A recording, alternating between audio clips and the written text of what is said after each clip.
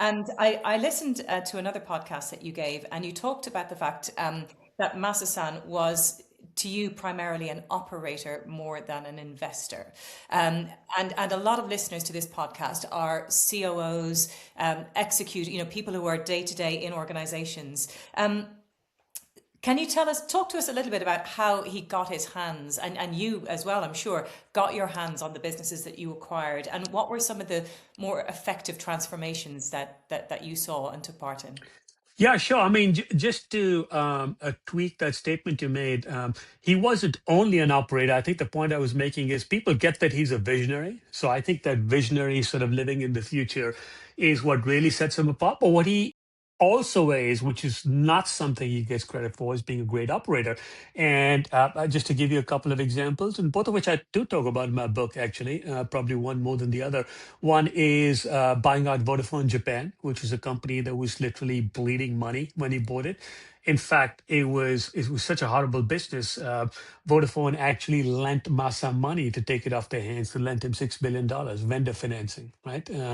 And he bought that company on the back of a handshake with Steve Jobs. That if Steve came up with an iPhone, he would give Masa an exclusive for Japan. And Masa personally took on the mantle of leading that company, and it was a big part of his comeback story after being wiped out at when the internet bubble burst. And he kind of created or invested in this data network in Japan. And when I first joined Japan Softbank in 2014, I'd go to Japan, and I had a home in San Francisco.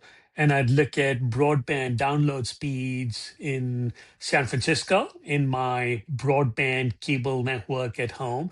And I would look at download speeds wireless in Ginza in downtown Tokyo. And I was getting better results in Tokyo.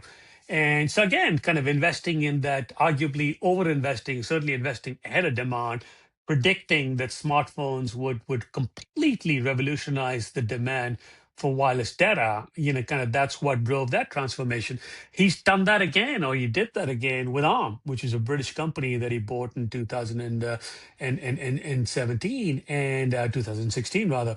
And that transformation was kind of a realization that there would be demand for intelligence at the edge of the networks for energy efficient chips, which is the secret sauce for ARM, energy efficient, intelligent chips at the edge of the network, and completely repositioned the company towards not just designing chips for mobile devices, which is what ARM was doing.